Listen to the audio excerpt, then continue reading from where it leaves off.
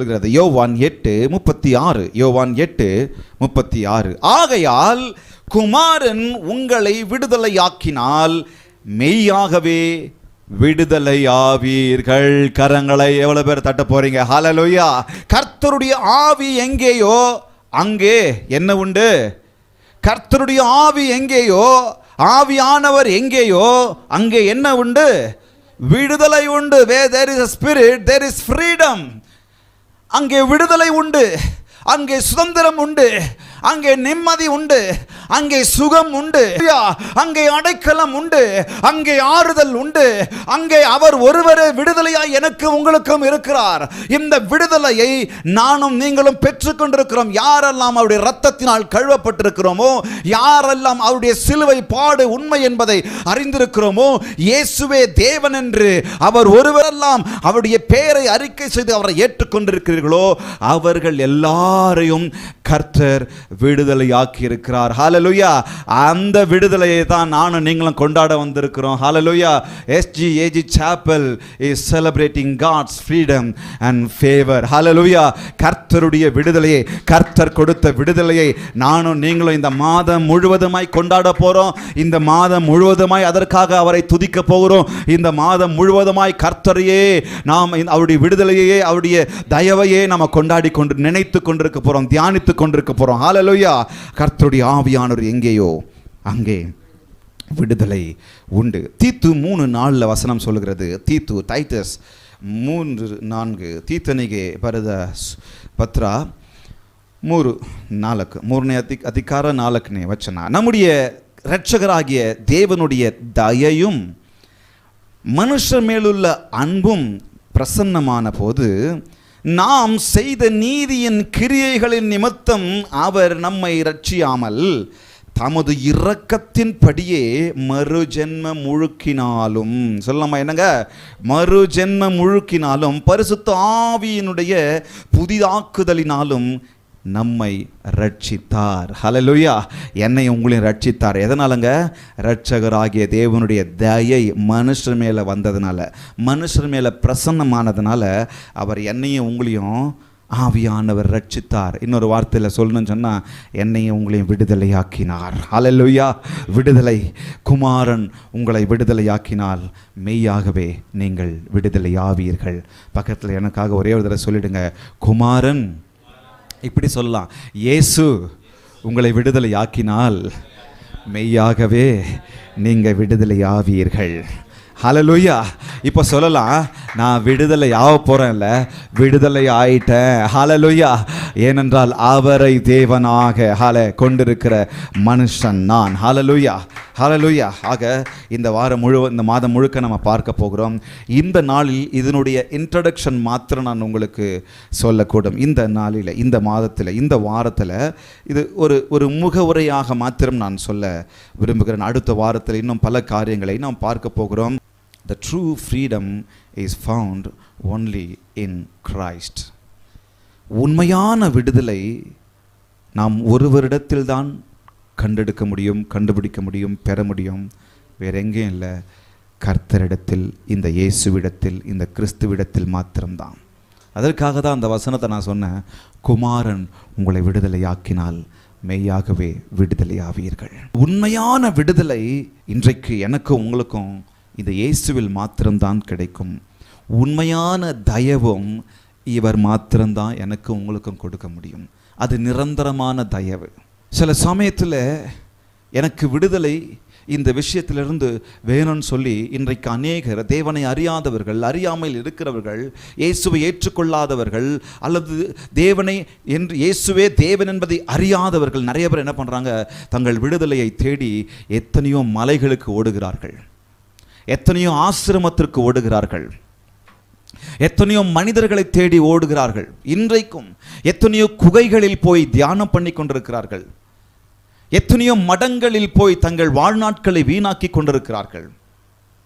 எத்தனையோ நபர்களை, எத்தனையோ இன்னும் நான் என்ன வார்த்தைகளை சொல்றது, இன்னும் பல மனிதர்களோடு தங்கள் வாழ்நாளையெல்லாம் வீணாக்கி முழுமையான விடுதலையும் முழுமையான தயவையும் உண்மையான விடுதலையும் உண்மையான தயவையும் பெறாமல் கடைசி வரைக்கும் வாழ்ந்து இறந்து போனவர்களை நாம் செய்தியிலே பார்க்கிறோம், நாம் செய்தியிலே வாசிக்கிறோம்.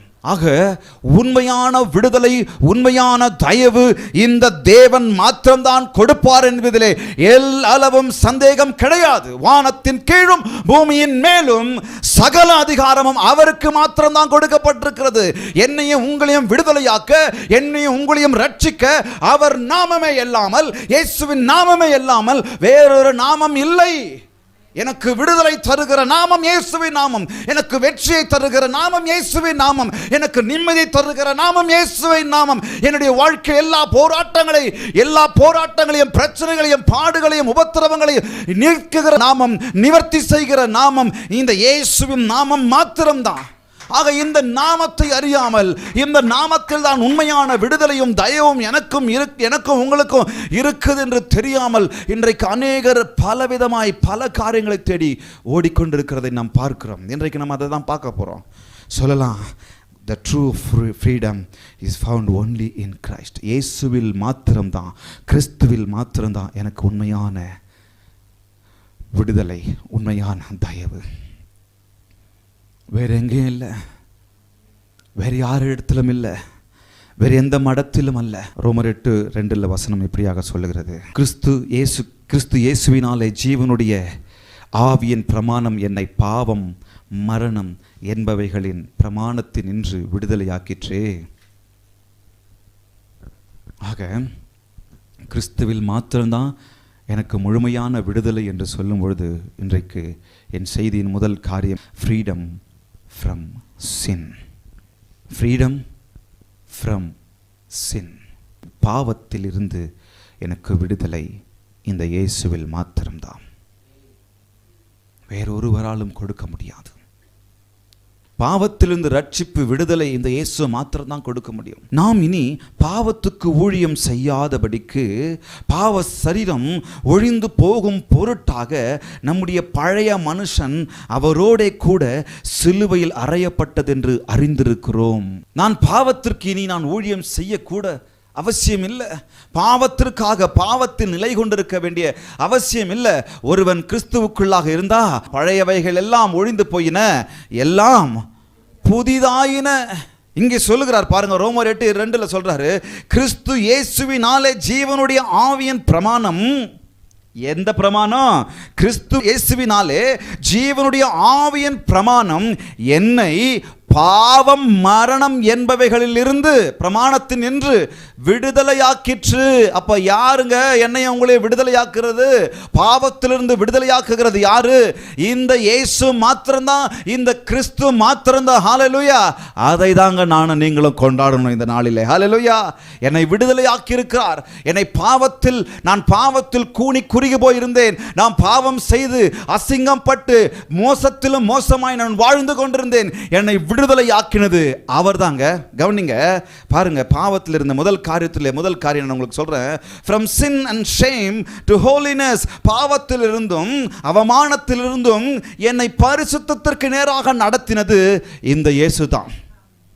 ஏங்க, நான் பாவம் செய்து எவ்வளவு மோசத்திலும் அவமானத்திலும் என்னை யாரும் ஏற்றுக்கொள்ளாத போது, என்னை பார்க்கும்போது அநேகர் என்னை இழிவாய் பார்த்திருக்கிறார்கள், என்னை அசிங்கமாய் பார்த்திருக்கிறார்கள். நான் உளையான சேற்றிலே விழுந்திருக்கும் போது என்னை தொடக்கூட அருகதையற்றவன் என்று சொல்லி, எனக்கு தகுதியில்லாதவன் என்று சொல்லி, என் பாவத்தை சொல்லி என் பாவங்களை சொல்லி நினைத்து இன்றைக்கு வரைக்கும் அநேகர் என்னை அங்கேயே வைத்திருக்கிறார்கள்.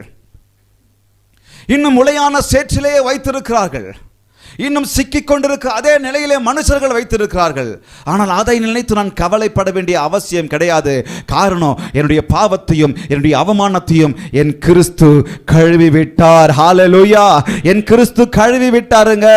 நான் ஒரு நாள் சொன்னேன், எங்க பாருங்க, ஒருத்தர் பாவத்தில் விழுந்திருக்கிறாங்க. இந்த பாவத்தில் விழுந்திருக்கிறவங்கள மனுஷன் ஒருவேளை தூக்க போனான்னா இப்படி தான் தூக்குவான். அவன் மேலே கரை பட்டுக்காத மாதிரி தூக்குவான். அவன் மேலே எந்த ஒரு கரை ஆகாத மாதிரி மெதுவா சரிப்பா அப்படின்னு தூக்குவான் குழியில் விழுந்திருக்கிறவங்க. ஆனால் என் கர்த்தர் மார்போடு அணைத்தவராய், நான் தொலைந்து போனவன் தான், நான் தூரம் போனவன் தான், நான் பாவம் செய்தவன் தான், நான் இச்சையில் விழுந்தவன் தான். அதனால எத்தனை அவமானங்கள், எத்தனை பிரச்சனைகள், எத்தனை போராட்டங்கள், எத்தனை கண்ணீர்கள், அதிலே ஒடுங்கி ஒடுங்கி தாழ்வு மனப்பான்மையில் நான் செத்து கொண்டிருந்த போது என் கர்த்தர் ஒருவரே என்னை கரம் நீட்டி தூக்கினவர். ஹல்லேலூயா! என்னை பாவத்திலிருந்து விடுதலை கொடுத்தார். From sin and shame to holiness. பாவத்திலிருந்து விடுதலை கொடுத்து சும்மா அங்கே அனாதை விட்டுல, பரிசுத்தத்திற்கு நேராக என்னை உங்களை நடத்துகிறார். ஹல்லேலூயா! இதுதாங்க விடுதலை, இதுதான் விடுதலை. சும்மா தூக்கி ரோட்ல விட்டுட்டு சரி நீ பாட்டுக்கு போப்பா அப்படின்னு சொல்லல. என்னை சொந்த இரத்தத்தினால் கழுவி எடுத்தார். கரங்களை தட்டலாமா? ஹல்லேலூயா! தன்னுடைய சொந்த இரத்தத்தினால், கடைசி சொட்டு இரத்தத்தினாலும் என்னையும் உங்களையும் கழுவி எடுத்திருக்கிறார். கழுவி எடுத்திருக்கிறார். பரிசுத்தத்திற்கு நேராக நடத்தி இருக்கிறார். எனக்கு ஒரு பேரை கொடுத்திருக்கிறார், நீதிமான். எனக்கு ஒரு பேரை கொடுத்திருக்கிறார், அவருடைய பிள்ளை என்று சொல்லி. ஹல்லேலூயா! இதுதாங்க விடுதலை. இந்த விடுதலை தான் நம்ம கொண்டாடணும். இதை கொண்டாட மாட்டிருக்கிறோம் நம்ம, இதை துதிக்க மாட்டிருக்கிறோம் நம்ம, இதை சொல்ல மாட்டிருக்கிறோம் நம்ம. ஐயோ, நான் சில சமயத்தில், எவ்வளோ சமயத்தில் கர்த்தர் எனக்கு செஞ்சதெல்லாம் நினச்சி பார்க்காமலேயே வாழ்ந்துக்கிட்டு இருக்கிறேன், யோசிச்சு பார்க்காமலே வாழ்ந்துகிட்டு இருக்கிறேன். அதை குறித்து இவ்வளவு மோசத்தில் மோசமாய் இருந்த என்னை இந்த நிலைமைக்கு கொண்டு வந்திருக்கிறாரே என்கிறதான அந்த உணர்வு இல்லாதவனாகவே நான் வாழ்ந்து கொண்டிருக்கிறேன். போன வாரம் பார்த்தோம், கர்த்தர் பார்க்கிறாராம், மேலிருந்து பார்க்கிறாராம். கர்த்தரை தேடுகிற, தேவனை தேடுகிற உணர்வு உள்ளவன் உண்டோ என்று கர்த்தர் மனுபுத்திரனை நோக்கி பார்க்கிறாராம். Seek to seek God. அப்போ நம்ம அதை யோசிக்க மாட்டிருக்கிறோம். நிறைய சமயத்தில் என்னை விடுதலை பாவத்திலிருந்து, அவமானத்திலிருந்து அப்படியே தூக்கிட்டு வந்து பரிசுத்தத்திற்கு நேராக நடத்துகிறார். இன்னைக்கு ஒருத்தர் என்னை மதிக்கிறாங்கன்னா அதுக்கு காரணம் நான் இல்லை. ஹல்லேலூயா! இன்னைக்கு ஒருத்தர் எனக்கு மரியாதை கொடுக்குறாங்கன்னா அதற்கு காரணம் என் செயல் இல்லைங்க, என் கிரியை இல்லைங்க, நான் சேர்த்து வச்சது இல்லைங்க, இந்த கர்த்தர் என்னை கழுவினதுனால். ஹல்லேலூயா! இந்த கர்த்தர் என்னை கழுவினதுனால். ரோமர் 6:22 வசனம் சொல்லுகிறது பாருங்க. இப்பொழுது ரோமர் 6:22, இப்பொழுது நீங்கள் பாவத்தினின்று விடுதலையாக்கப்பட்டு தேவனுக்கு அடிமைகளானதினால் பரிசுத்தமாகுதல் உங்களுக்கு கிடைக்கும் பலன். கரங்களை தட்டலாமா? ஹல்லேலூயா! நீங்க எதிலிருந்து விடுதலையாக்கப்பட்டிருக்கிறீங்க? நானும் நீங்களும் பாவத்திலிருந்து விடுதலையாக்கப்பட்டிருக்கிறோம். அதனுடைய பலன் என்ன தெரியுங்களா? அதனுடைய பலன் என்ன தெரியுங்களா? அது எனக்கும் உங்களுக்கும் பரிசுத்தமாகுதல், உங்களுக்கு எனக்கும் கிடைக்கும் பலனாம். அப்புறம் இன்னும் எக்ஸ்ட்ரா விஷயத்தை சொல்றாரு பாருங்க, முடிவோ நித்திய ஜீவன். ஹல்லேலூயா! முடிவோ நித்திய ஜீவன். இந்த உலகத்திற்கு சொந்தமல்ல நாம். இங்கே என் சரீரம் மரித்துவிடும், ஆனால் எனக்கு ஒரு நித்திய ஜீவனை கொடுத்த இயேசு உண்டு. இதுதாங்க விடுதலை. சொல்லமா? God's freedom and favour. Hallelujah! எவ்வளவு ஃபேவராக எனக்கு இருந்திருக்கிறாரு, எவ்வளவு ஃப்ரீடம் எனக்கு கொடுத்துருக்கிறாரு. முதல் காரியத்தில். இரண்டாவது காரியம், from sin and shame to holiness மாத்திரமல்ல, ஃப்ரம் ஸ்லேவரி டு சன்ஷிப். அடிமைத்தனத்திலிருந்து பிள்ளையாகும் நிலைக்கு என்னை கொண்டு வந்திருக்கிறார். அடிமைத்தனத்தில் இருந்தேன் நான், ஆனால் இப்போது அடிமையாக இல்லை, அப்பாவுடைய பிள்ளையா இருக்கிற ஒரு உரிமை எனக்கு கொடுத்திருக்கிறார். ஹல்லேலூயா! பாருங்க, ரோமர் 8:15 வசனம் சொல்லுகிறது, அந்தபடி திரும்பவும் நீங்கள் பயப்படுகிறதற்கு நீங்கள் அடிமைத்தனத்தின் ஆவியை பெறாமல் அப்பா பிதாவே என்று கூப்பிட பண்ணுகிற புத்திர ஸ்வீகாரத்தின் ஆவியை பெற்றிருக்கிறீர்கள். என்ன ஆவியை பெற்றிருக்கிறோமா? அப்பா பிதாவே என்று கூப்பிட பண்ணுகிற புத்திர ஸ்வீகாரத்தின் ஆவி. அடிமைத்தனத்தின் ஆவி அல்ல. இந்த உலகத்திற்கு நாம் அடிமையாக இருந்தோம். ஒரு நாள் பாவத்திற்கு அடிமையாக இருந்தோம், ஒரு நாள் அவமானத்திற்கு அடிமையாக இருந்தோம், ஒரு நாள் உளையான சேற்றில் விழுந்து அதுகளுக்கு அடிமையாக இருந்தோம். இங்கே கவனிங்க, நம்ம அதுக்கு சேவை செஞ்சுக்கிட்டு இருந்தோம் நிறைய. எதுக்குங்க? என்னை அறியாமலேயே என்னை அறிந்தும் என்னை அறியாமலேயும், எனக்கு தெரிந்தும் எனக்கு தெரியாமலேயும் நான் பாவத்திற்கு சேவை செய்து கொண்டிருந்தேன், பாவத்திற்கு ஊழியம் செய்து கொண்டிருந்தேன். அதான் வசனம் சொல்லுகிறது. பாவத்திற்கு ஊழியம் செஞ்சுட்டு இருந்தீங்க. ஆனா இப்போ உங்களை ஆண்டவர், என்னையும் ஆண்டவர் உங்களை கழுவினதுனால பாவத்திற்கு அல்ல, அவருக்கு ஊழியம் செய்யும்படி அவருக்கு அடிமையா இருக்கணும் என்று சொல்லி, எனக்கு அடிமைகளா, எனக்கு பிள்ளைகளா இருக்கிறீங்க அப்படின்னு சொல்லி ஆண்டவர் சொல்றாரு. ஹல்லேலூயா. ஏன்னா திரும்பவும் பயப்படுகிறதுக்கு பயத்தின் ஆவி அல்ல. என்ன ஆவி? அப்பா பிதாவே. எல்லாம் சொல்லாம என்ன ஆவிங்க? அப்பா பிதாவே என்று கூப்பிட பண்ணுகிறதான புத்திர ஸ்வீகாரத்தின் ஆவி. அப்படின்னா என்ன அர்த்தம்? அந்த உரிமையை, அந்த அதிகாரத்தை எனக்கும் உங்களுக்கும் கர்த்தர் கொடுத்திருக்கார். இங்க பாருங்க, முன்ன நான் அவரை எப்படி கூப்பிட்டேன்? அடோனாயின்னு கூப்பிட்டேன். இயேசு இந்த உலகத்தில் வந்து அவர் சரீர பிரகாரமாய் வந்து அவர் எனக்காக வாழ்ந்து அவர் மரித்து அவர் போகிறதுக்கு முன்னாடிலாம் நான் அவரை எப்படி கூப்பிட்டு இருந்தேன்? அவரை வேற வேற பேர் சொல்லி கூப்பிட்டு இருந்தேன். ஆண்டவரும் அவர் பேர் அப்படிதான் சொல்லிட்டு இருந்தார். என்ன? அடோனாய், எல்ரோஹி, எகோவா ஈரே அப்படின்னு கூப்பிட்டுக்கிட்டு இருந்தேன். எல்ஷடாய் அப்படின்னு கூப்பிட்டுக்கிட்டு இருந்தேன்.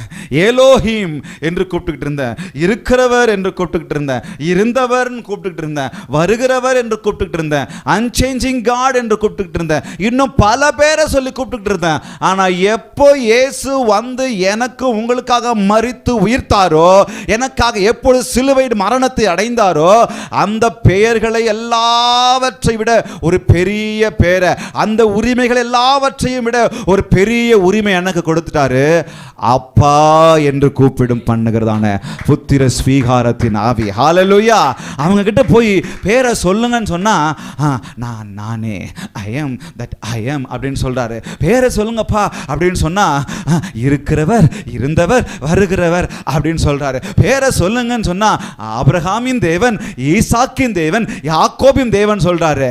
ஆனா எப்பொழுது என் இயேசு என்னுடைய பாவத்திற்காக, உங்களுடைய பாவத்திற்காக மரித்தாரோ, அவர் எப்பொழுது நான் ஏற்றுக்கொண்டேனோ அப்பொழுதே என் மேல ஒரு முத்திரையை போட்டாரு. என்னன்னு சொல்லி, நீ என்னுடைய பிள்ளை, நீ என்ன இனிமேல் அந்த பெயர் எல்லாவற்றையும் விட அப்பா என்று கூப்பிடுங்க.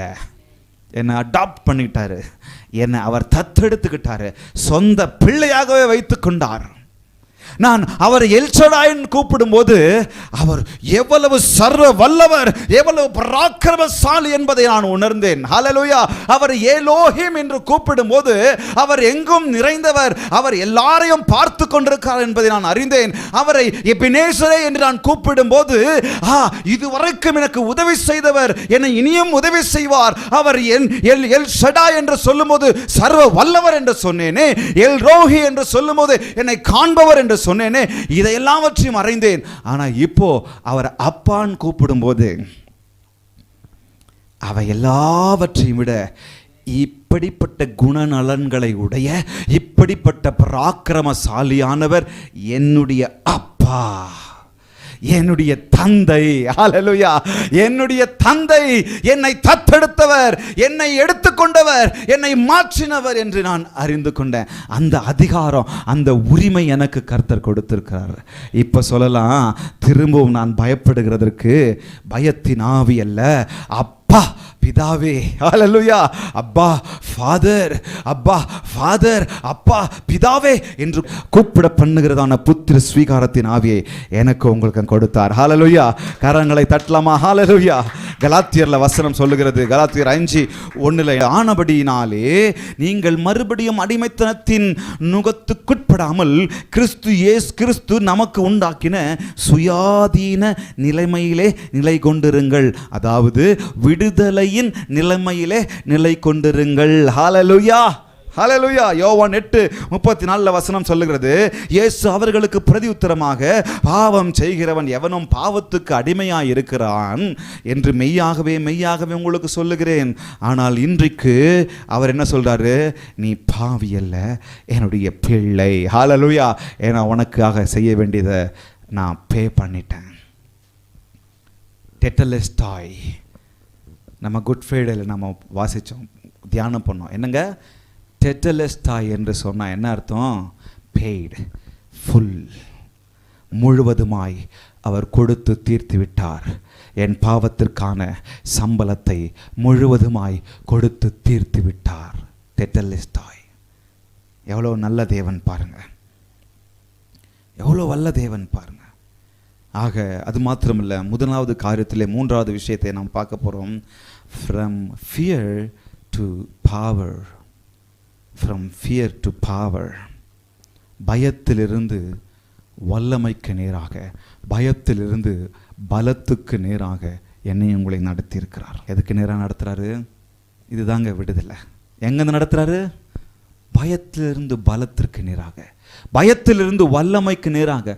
இங்கே கவனிங்க, வசனத்தை நான் வாசித்து உங்களுக்கு ஒரு விஷயம் சொல்கிறேன். 2 தீமோத்தேயு 1:7 வசனம் சொல்கிறது, தேவன் நமக்கு பயமுள்ள ஆவியை கொடாமல் பலமும் அன்பும் தெளிந்த புத்தியும் உள்ள ஆவியை கொடுத்திருக்கிறார். எவ்வளோ பேர் இந்த வசனத்தை கேட்டிருக்கிறீங்க? என்னங்க, எனக்கு உங்களுக்கும் பயத்தின் ஆவி அல்ல, பலத்தின் ஆவியை கொடுத்திருக்கிறார். இப்படி சொல்லாமா? இன்னொரு தடவை, எனக்கு உங்களுக்கும் பயத்தின் ஆவியை அல்ல, என்ன ஆவியை கொடுத்திருக்கிறாரு?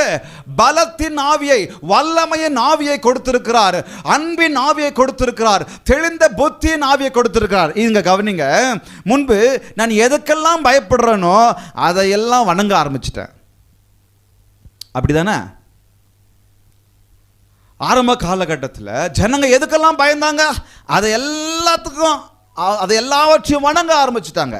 அதை எல்லாவற்றுக்கும் ஒரு சிலையை வடிக்க ஆரம்பிச்சுட்டாங்க. நான் சூரியனுக்கு பயந்தேன் ஒரு காலத்தில், சூரியனுக்கு பயந்தேன், சூரியனுக்கு வேணும்னு யோசிச்சா இப்போ எனக்கு என்ன ஆயிடுச்சு? சூரிய பகவானை உருவாக்கிட்டேன். உண்மைதானே? சூரியனுக்கு பயந்தேன். நான் சந்திரனுக்கு பயந்தேன், சந்திரனை நான் என்ன பண்ணிட்டேன்? தெய்வமாக்கிட்டேன். நான் கடலுக்கு பயந்தேன், கடல் மாதா. நீங்கள் வேளாங்கண்ணியில் பாருங்கள், நிறைய கிறிஸ்தவர்கள் பேர் கூட கடல் மாதானே வச்சுருப்பாங்க. கடல் மாதாவை வணங்க ஆரம்பிச்சிட்டேன். ஏன்னா நான் கடலுக்கு பயந்தேன், அந்த சீற்றத்துக்கு பயந்தேன், கடல் மாதான்னு பேரை வச்சுட்டேன். மலைகளுக்கு பயந்தேன், மலைகளின் தேவனேன்னு சொல்லி மலையை ஆராதிக்க ஆரம்பிச்சிட்டேன். கிருஷ்ணகிரி வழியாக போனால் ஒரு பெரிய சிலுவை போட்டு வச்சுக்கிறாங்க. அங்கேருந்து பார்த்தாலும் தெரியுது. அது வணங்குறாங்களா என்னன்னு தெரியல, ஆனால் சிலுவையை வணங்க ஆரம்பிச்சிட்டாங்க நிறைய பேர். விலங்குகளுக்கும் மிருகங்களுக்கும் பயந்தேன் ஒரு நாள். விலங்குகளையும் மிருகங்களையும் நான் என்ன பண்ணிட்டேன்? ஏன்னா உன் அடியை தாங்க முடியாது, உன் கடியை தாங்க முடியாது, நீ கடவுளாகிட்டு நான் உன்னை பூஜை பண்ண ஆரம்பிச்சிடறேன், உன்னை வணங்க ஆரம்பிச்சிடறேன், நீ என்னை எதுவும் பண்ண மாட்டேன். பயம். மழை வரவே இல்லை, பயிர்களெல்லாம் நாசமாகுது, தண்ணி இல்லை, குடிக்க தண்ணி இல்லை, மழையை கடவுளாக்கிடுவோம். நாம் எதுக்கெல்லாம் பயப்பட ஆரம்பிச்சோமோ அது எல்லாவற்றையும் வணங்க ஆரம்பிச்சிட்டோம். பாம்புக்கு பயப்பட ஆரம்பித்தோம், பாம்பையும் வணங்க ஆரம்பிச்சிட்டோம். அது எல்லாவற்றுக்கும் நம்ம விக்கிரகங்களை உண்டு பண்ணிட்டோம், அவைகளை ஆராதித்து நாம் பாவம் செய்து விட்டோம். நம்முடைய முன்னோர்கள் அப்படி தான் ஆனாங்க, பயந்ததையெல்லாம் ஆராதிக்க ஆரம்பிச்சிட்டாங்க. ஏன்னா அவங்க திரும்ப நம்மளை எதுவும் பண்ண மாட்டாங்க, அவங்கள கூல் பண்ணணும், என்ன அவங்கள சமாதானம் பண்ணணும் அப்படின்னு சொல்லி செய்ய ஆரம்பிச்சிட்டாங்க. ஆனால் இப்போது எனக்கும் உங்களுக்கும் அந்த பயத்தின் ஆவி இல்லை, பலத்தின் ஆவியை கொடுத்துட்டாரு. ஏன்? பயத்தின் ஆவி அல்ல, பலத்தின் ஆவியை கொடுத்துட்டாரு, வல்லமையின் ஆவியை கொடுத்துட்டாரு. ஏது என முன்னாடி வந்து பயமுறுத்தினாலும் என் கர்த்தரை தாண்டி தான் எல்லாமே எனக்கு நடக்கும். அதுக்கு தான் ஃபியர் டு பவர். பயத்திலிருந்து பலத்தின் ஆவியை, வல்லமையின் ஆவி எனக்கு உங்களுக்கு கொடுத்துருக்குறார். சவுண்ட் மைண்ட் இப்போ எனக்கு வந்துடுச்சு. என்ன மைண்ட் வந்துருச்சு? சவுண்டு மைண்டு, தெளிந்த புத்தி வந்துடுச்சு. ஐயோ, அதுக்கெல்லாம் பயப்பட வேண்டிய அவசியம் இல்லை, அது நடக்கும் தான். சுனாமி வரும் தான். போன வாரம் ஜப்பானில் வந்துச்சு இல்லை? ஜப்பானில் எங்கே வந்துச்சு? ஜப்பானில் தான் வந்துச்சு. ரஷ்யா ஜப்பானில் வந்துடுச்சு. வரும், புயல் அடிக்கும், காற்று அடிக்கும், புயல் வரும், பல காரியங்கள் நடக்கும் வாழ்க்கையில். அதுக்கெல்லாம் பயந்துகிட்டு இருக்க வேண்டிய அவசியம் கிடையாது. ஆனால் அதை எல்லாவற்றையும் மேற்கொள்ள பலனை கர்த்தர் கொடுத்திருக்கிறார். அதுதான் வசனங்க. பயத்தின் ஆவியை கொடாமல் அன்பும் பலமும், ஹல்லேலூயா, பலமும் அன்பும் தெளிந்த புத்தியுள்ள ஆவியை கொடுத்திருக்கிறார், தெளிந்த புத்தியை கொடுத்திருக்கிறார். இது எல்லாவற்றுக்கும் நான் பயப்பட வேண்டிய அவசியம் இல்லை. ஒரு காலத்தில் பயந்துகிட்டு இருந்தேன், அப்போ அறியாமல் இருந்தேன், அப்போ தெரியாமல் இருந்தேன், அப்போ புரியாமல் இருந்தேன், அதை குறித்து யோசிக்காமல் இருந்தேன். எதையெல்லாம் பார்க்கணும் அதையெல்லாம் ஆராதிச்சா அதெல்லாம் என்னை காப்பாத்துன்னு நினைச்சேன், ஆனா அதெல்லாம் என்னை காப்பாத்தல. இன்னைக்கு என்ன காப்பாத்தினது, என்னை ரட்சித்தது, எனக்கு விடுதலை கொடுத்தது, என் மேல் தயவா இருந்தது இந்த தேவன் மாத்திரம்தான். அதனால பயத்தின் ஆவி அல்ல, பலத்தின் ஆவி எனக்கு உங்களுக்கும் கொடுத்திருக்கிறார். ஹல்லேலூயா, ஹல்லேலூயா. பலத்தின் ஆவி எனக்கு உங்களுக்கும் ஆண்டவர் கொடுத்திருக்கிறார். அந்த விடுதலை இப்போ எனக்கு தெரியும், என் வாழ்க்கையில் நடந்த எல்லா காரியங்களுக்கும் பயப்படுவதை விட அவைகளிலிருந்தெல்லாம் விடுதலை எனக்கு கொடுத்துட்டாரு. இப்போ எனக்கு தெரியும், உருவாக்கப்பட்டதை அல்ல உருவாக்கினவரையே நான் நீங்கள் ஆராதிக்க வேண்டும் என்று சொல்லி. ஹல்லேலூயா. என்னை பயமுறுத்தின காரியங்களை நான் பயந்து பயந்து ஆராதிப்பதை அல்ல, என் தேவன் மீது உண்மையான பயத்தை வைத்து நான் அவரை ஆராதிப்பதையே நான் கற்றுக்கொண்டேன். ஹல்லேலூயா. சிருஷ்டிப்பை அல்ல, சிருஷ்டிகரையே நான் ஆராதிக்கணும். சொல்லமா, ஃப்ரீடம் ஃப்ரம் சின். பாவத்திலிருந்து எனக்கு விடுதலை கொடுத்திருக்கிறார். அவரை ஆராதிக்கலாமா? கையை உயர்த்தாமா? உட்கார்ந்த இடத்துல கையை உயர்த்தி, அப்பா எவ்வளவு பெரியவர், எவ்வளவு உயர்ந்தவர், உம்மை கொண்டாட வந்திருக்கோம். பாவத்திலிருந்து விடுதலை கொடுத்திருக்கிறீங்க. இது சாதாரண விஷயம் அல்ல. இது உங்க தயவினால் தான் நடந்தது, என் கிரியையினால் அல்ல, என்னுடைய செயல்னால் அல்ல. நான் சம்பாதிக்கல, இத நீங்க விலை கொடுத்து என்னை வாங்கி கொண்டீங்க ஆண்டவரே. சொல்லுவோமா, உம் கிருபைக்கு நன்றி ஆண்டவரே, உங்க தயவுக்கு நன்றி ஆண்டவரே, பாவத்திலிருந்து எனக்கு விடுதலை கொடுத்ததற்கு நன்றி ஆண்டவரே. ஆண்டவரே, அசிங்கத்திலிருந்து அவமானத்திலிருந்து எனக்கு விடுதலை கொடுத்ததற்காக நன்றி ஆண்டவரே. பயத்திலிருந்து எனக்கு விடுதலை கொடுத்ததற்காக நன்றி ஆண்டவரே. பயத்திலிருந்து எனக்கு விடுதலை கொடுத்ததற்காக நன்றி. உம்மை உயர்த்துகிறோம். ஹல்லேலூயா. கரங்களை தட்டி கர்த்தர் நாமத்தை மகிமைப்படுத்தலாமா? ஹல்லேலூயா. அது மாத்திரமல்ல, இரண்டாவதாக ஃப்ரீடம் ஃப்ரம் சின் மாத்திரமல்ல, ஃப்ரீடம் ஃப்ரம் டிவிஷன்ஸ் ஆர் செப்பரேட்டிசம்ஸ். பிரிவினைவாதத்திலிருந்து, பிரிவினைவாதங்களிலிருந்து விடுதலையை கர்த்தர் எனக்கு உங்களுக்கு கொடுத்திருக்கார். பிரிவினைவாதம் கலாத்தியர் 3:28 வசனம் சொல்லுகிறது, யூதன் என்றும் கிரேக்கன் என்றும் இல்லை, அடிமை என்றும் சுயாதீனம் என்றும் இல்லை, ஆண் என்றும் பெண் என்றும் இல்லை, நீங்கள் எல்லாரும் கிறிஸ்து இயேசுவுக்குள் எப்படி இருக்கிறோம்? ஒன்றாய் இருக்கிறீர்கள். எப்படி இருக்கிறோங்க? நானும் நீங்களும் எப்படி இருக்கிறோம்? கிறிஸ்து இயேசுவுக்குள் ஒன்றாய் இருக்கிறோம். ஆண் என்றும் இல்லை, பெண் என்றும் இல்லை, அடிமை என்றும் இல்லை, சுயாதீனம் என்றும் இல்லை, யூதன் என்றும் இல்லை, கிரேக்கன் என்றும் இல்லை. நாம் எல்லாருமே கிறிஸ்து இயேசுவுக்குள் ஒன்றாய் இருக்கிறோம். இன்னொரு வசனத்தை சொல்றேன், நிறைய இருக்கு, எழுதிக்கங்க.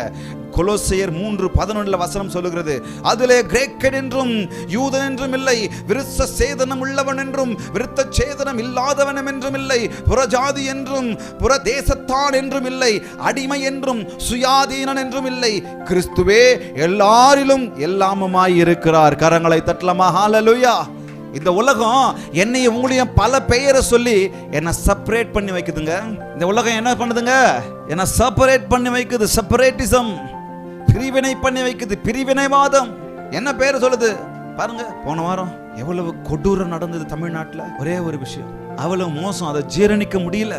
கவின் அப்படின்ற ஒரு பையனை ஓட ஓட வெட்டி குத்தி சாகடிச்சிருக்கான் இன்னொரு வாலிப பையன். என்னன்னு சொன்னா, அவனுடைய அக்காவையோ அவனுடைய சிஸ்டர் யாரையோ லவ் பண்ணிருக்கிறாங்க. லவ் பண்ணா தப்பா?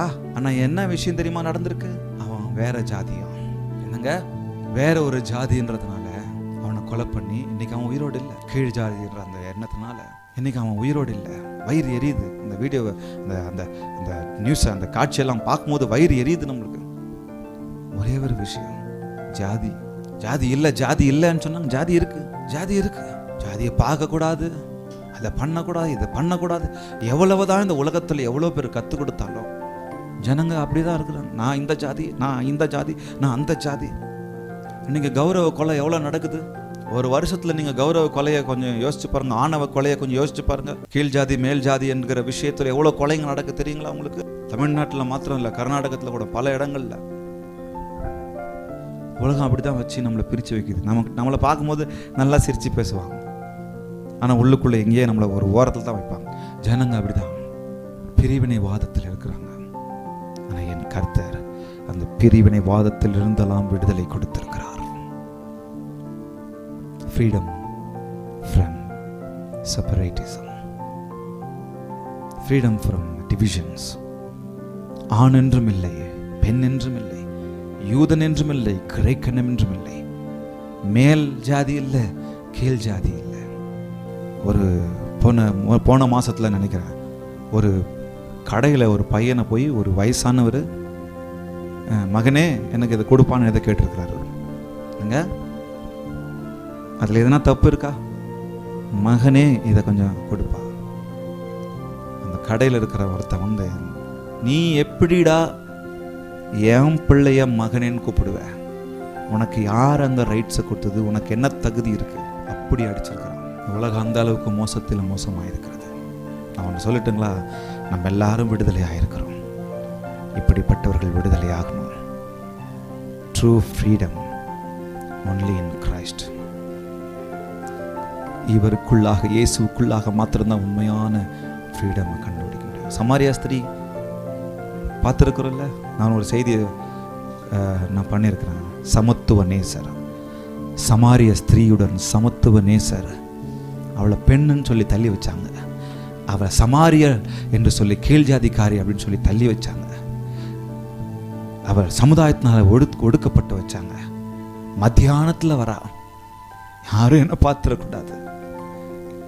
காலையில் தான் வருவோம் தண்ணி பிடிக்க, இல்லை ஈவினிங் வருவோம். ஆனால் மத்தியானத்தில் வரா. ஏன்னா தனிமை. ஏன்னா அவங்க பார்த்தாங்கன்னா என்ன வேற விதமாக பேசுவாங்க. மத்தியானத்தில் வரா. ஆனால் அந்த மத்தியானத்திலையும் கர்த்தர் அவளை தேடி வந்தார். அந்த பேத பாவத்தை எல்லாம் உடைச்சு போட்டார். ஆண் என்றும் இல்லை, பெண் என்றும் இல்லை, யூதன் என்றும் இல்லை, கிரேக்கன் என்றும் இல்லை, சமாரியன் என்றும் இல்லை, ஏழை என்றும் இல்லை, பணக்காரன் என்றும் இல்லை. உடைச்சு போட்டார் கர்த்தர். ஹல்லேலூயா. இந்த பிரிவினைவாதத்திலிருந்து விடுதலை, உண்மையான விடுதலை யார் தெரியுமா? இந்த கர்த்தர் மாத்திரம்தான். கொஞ்சம் யோசிச்சு பாருங்க. அவனை, அந்த பையனை கொலை செஞ்சாங்களே, அவங்க அப்பா அம்மா இந்த மாதிரி சின்ன வயசுலேருந்தே கொஞ்சம் சொல்லி வளர்த்துருந்தா, அப்பா ஜாதி இல்லைன்னு சொல்கிறாங்க. பாரதியார் சொல்லியிருக்கிறாரு, பாரதியார் தானே, ஜாதிகள் இல்லையடி பாப்பா அப்படின்னு சொன்னார். அவர் எந்த எண்ணத்தில் சொன்னார்? ஜாதி இல்லைப்பா, ஜாதி பார்க்காதன்னு சொன்னார். அதான்ப்பா நம்மளும் இருக்கணும். ஆனால் ஜாதி இந்த உலகத்தில் இருந்துக்கிட்டு தான் இருக்கு. நாடார்னு இருக்கிறாங்க, வன்னியர்னு இருக்கிறாங்க, முக்குளத்தோர்னு இருக்கிறாங்க, தேவர்னு இருக்கிறாங்க, பறையர்கள் இருக்கிறாங்க, எல்லாம் இருக்கிறாங்கப்பா. அப்படி இருந்தாலும் நீ பார்க்காத, நீ எல்லாரோடும் ஒன்றா பழகுன்னு சொல்லி கொடுத்துருந்தாருன்னா, வீட்டில் சொல்லி கொடுத்துருந்தாங்கன்னா ஒருத்தனை கொலை பண்ணி சாகடிச்சிருக்க முடியுமா? இன்னைக்கு சொல்லி வளர்க்கல. ஏன்னா அந்த திமிரோட வளர்த்துருக்குறாங்க. நீ பார்த்துக்கடா, நீ பண்ணுறா. நம்ம ஜாதிக்காரன் அப்படி தாண்டா இருப்பான், நம்ம ஜாதிக்காரன் அப்படி தான் இருப்பான், திமிரோட தான் இருப்பான், முறுக்கோட தான் இருப்பான். இன்னைக்கு திமிரோடையும் முறுக்கோடையும் எங்கே இருக்கிறான்? கம்பி அணிங்க பாருங்க.